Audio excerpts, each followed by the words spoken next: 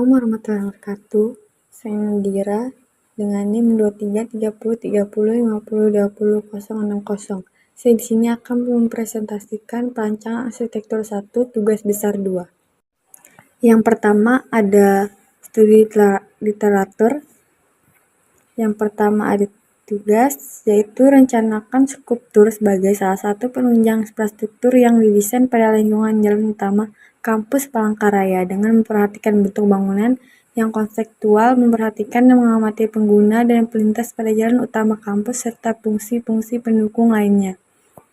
Ada juga fungsinya itu melambangkan sebuah kesan atau ciri khas dari sebuah wilayah, bangunan, ruang, taman, tempat-tempat bersejarah, memberikan petunjuk sebuah perjalanan sejarah dari suatu wilayah, dan mengorientasikan manusia dalam konteks alam semesta. Yang kedua, yaitu studi presiden. Di sini saya mengambil salah satunya, yaitu adalah Tugu Pahlawan Surabaya.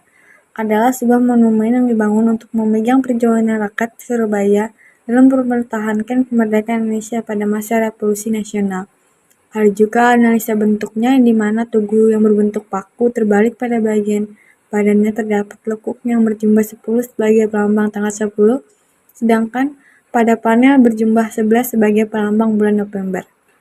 Ada juga simbol dan maknanya, yaitu menggambarkan Trisula, Cakra, Stamba, dan Padma Mula yang terbingkai pada formasi gunungannya.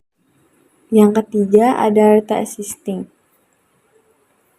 Di sini ada site yang berlokasikan di Jalan Hendrik Timang, yaitu Fakultas Pasca Sarjana.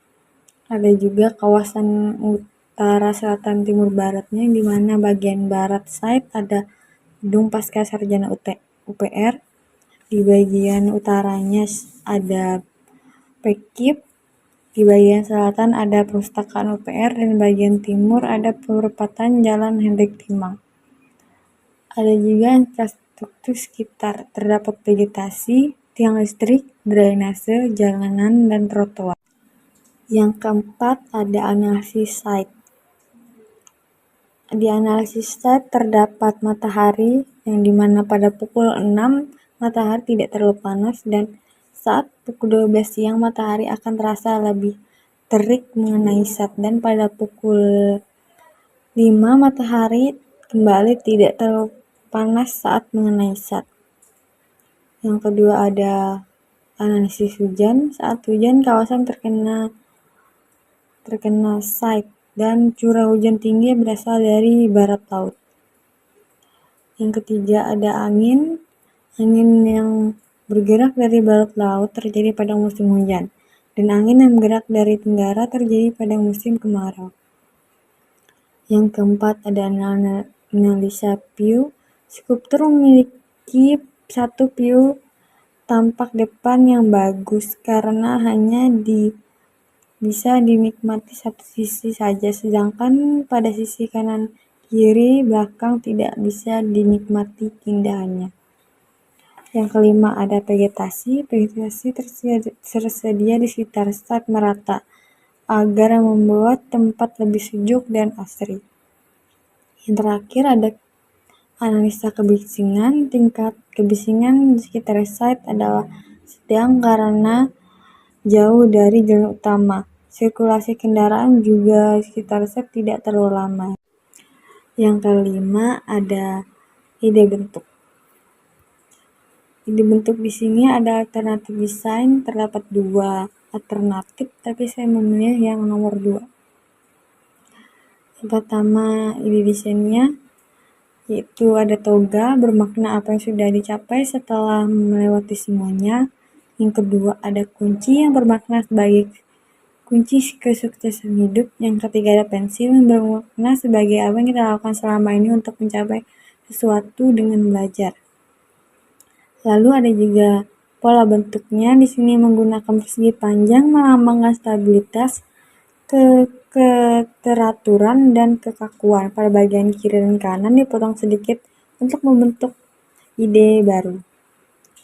Di sini ada jam, berarti dalam sehari ada 24 jam, di mana ada proses yang selama ini kita jalani untuk mencapai kesuksesan tersebut.